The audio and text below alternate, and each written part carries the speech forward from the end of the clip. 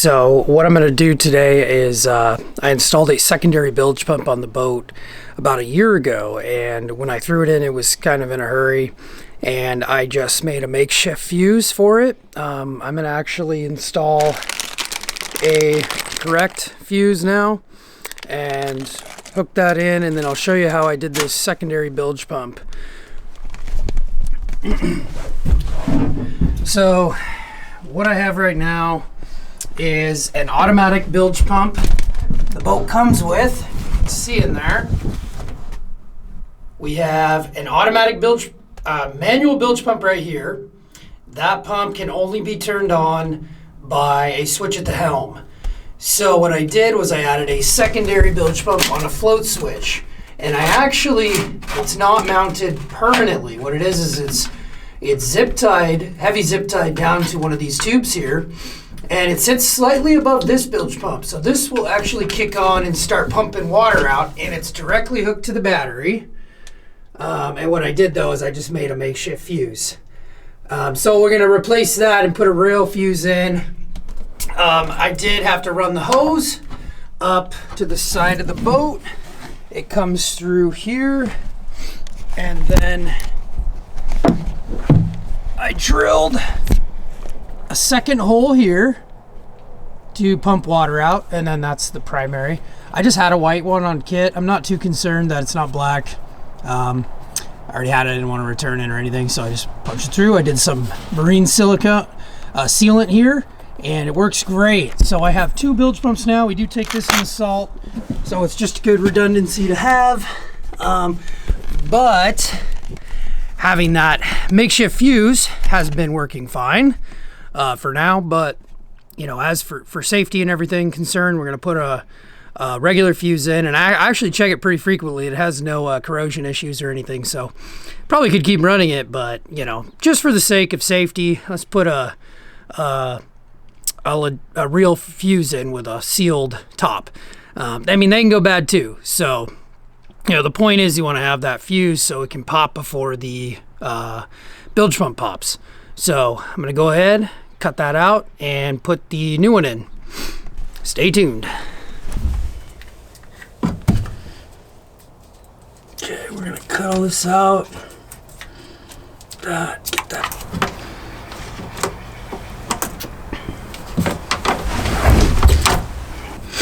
All right.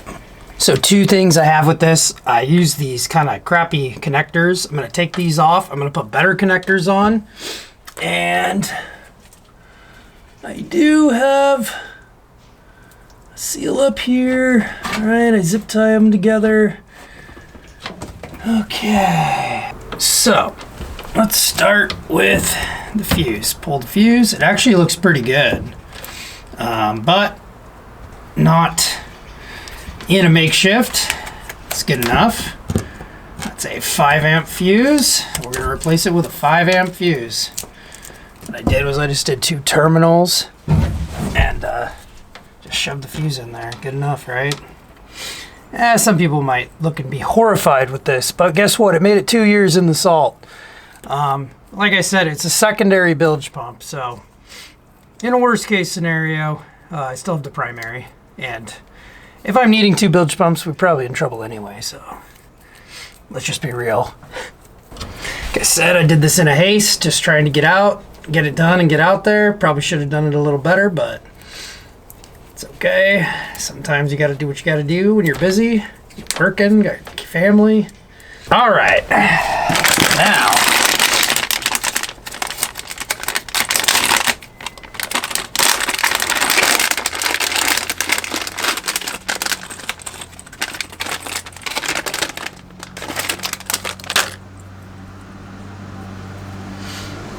got this fuse kit here. We are going to install the 5 amp. Put that in there.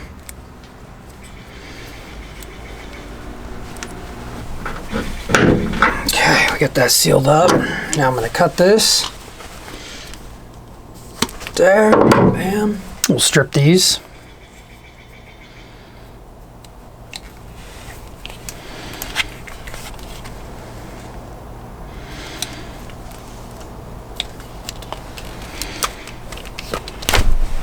Okay.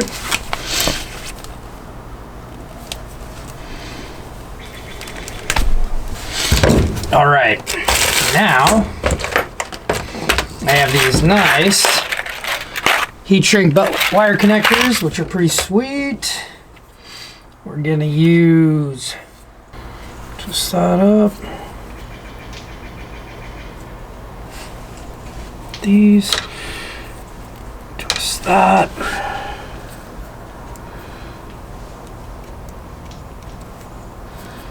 Put that in there.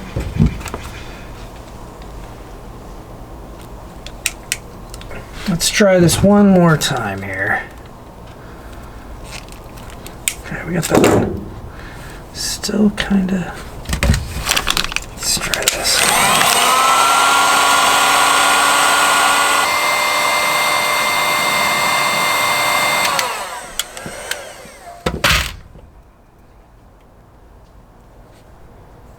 Okay, let's let that dry out or cool down.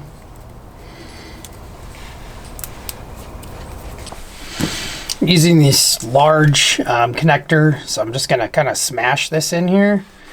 And this might not be the exact right way you should do it, but this is the way I'm gonna do it. Okay. So right now, shove this wire in there. I'm gonna kind of pump it with solder.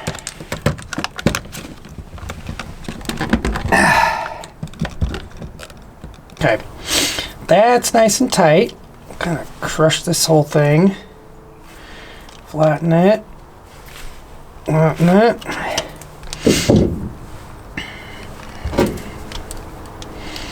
I'm gonna kind of smash this around. What I want is that. So I'm just getting, you know, making it how I want it. Okay, that's smashed. We're gonna introduce a little bit of solder into that. And I do have helping hands, but I didn't think it through, so just gonna kind of makeshift something here. All right. Hey, that's hot.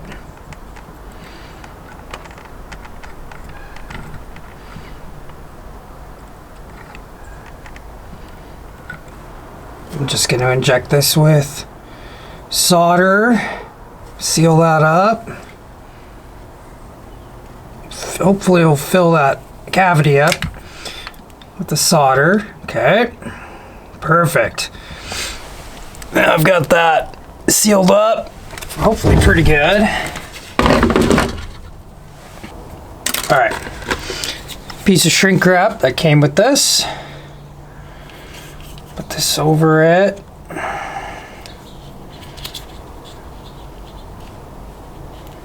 Get, oh, not like that. Want it just about right here. Swap these out. It's not nice, but used to not care.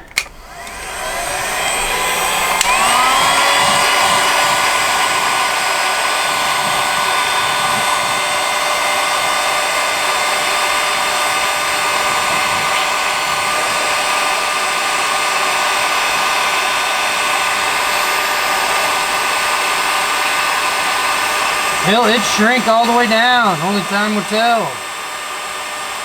Probably not. That's okay. I'll use another piece of shrink. Okay, looks like we maxed it out. That's okay. Try if I can get it in there. Come on, baby. Come on. Ooh, I should have waited. Very hot still, so probably not good touching it, but you know, I don't really think about these things until it's too late. Okay, got another piece of shrink there. Let's try this part. There we go. Come on, shrink it up. Very nice, very nice. Okay.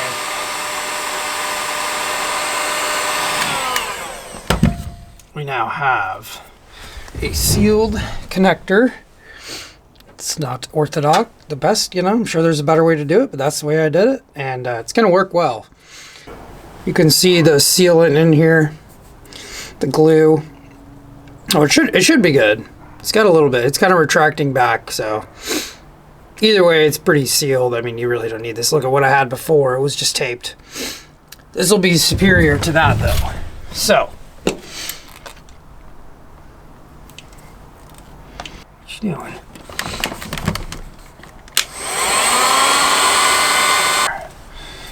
It's pretty sealed. Let's let that cool down. Okay, I've now made 2 sealed connections with a correct sealed fuse and a new connector for the battery. So now I don't have this janky, you know, kind of, I don't want to say half-assed, but it was half-assed connection. So we'll let that cool down. It's pretty cool now. This is sealed. So now I'm going to come through here. We will route this around the back. Okay, I like that. Let's take a look at this. Real quick, before I do anything else, I'm gonna take a wire brush. I'm just gonna wire brush this. It's kind of dirty. And this positive is a little dirty. Not all dirty, just a little bit of stuff I don't like to see. So just wire that up. Keep your connections going well, going strong, okay? That's what I like to do. And I am also, okay, get that corrosion off of there. Let's wipe this up real quick.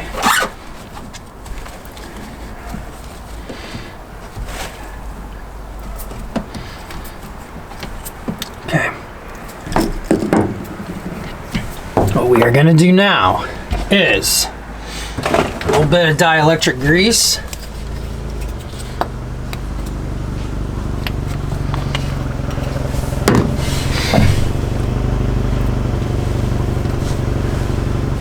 The key of what I'm trying to do right here is create a more water sealable or watertight environment than just tape. And again, I'm adding redundancy to the boat, so I have the float switch, the fully contained bilge pump with the float switch. And it's one of those things, I'm not a big fan of a manual only bilge pump, because if you start taking on water and you don't know it, you might have quite a bit of water before you see it. So this way it'll start kicking out, you know, if you were to take a wave, God forbid, over the back, which would be really crappy, at least you would it would start pumping out immediately.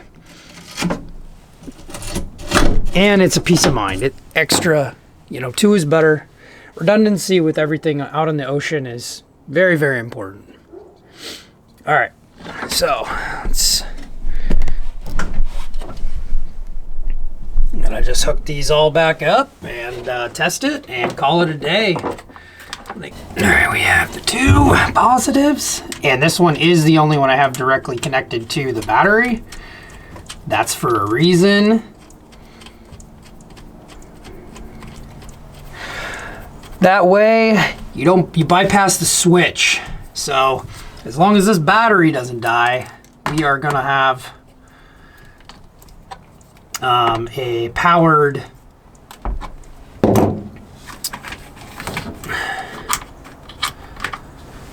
bilge pump. And we definitely do want to tighten this real good. So we got the fuse now set with everything crimped. Let's turn the battery on and test it. Well, I guess we don't need to turn the battery on, actually. What I'm gonna do is move it and see.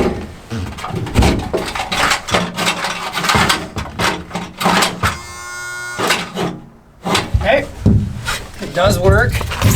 One thing I did last year, which was very important is I opened it up and just cleaned it, wiped it all down, and I've got some paper towels here. I'm gonna do that right now.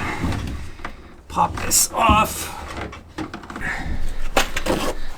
Just kind of wipe this up. You know, salmon guts get down in here all the time. Crab, you name it. Just clean that up. This debris. Probably run some soap and stuff through it here soon.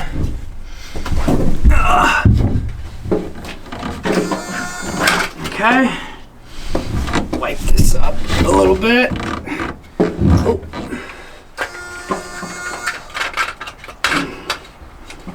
So, as I said, that I have a secondary bilge pump in now that is direct to the battery.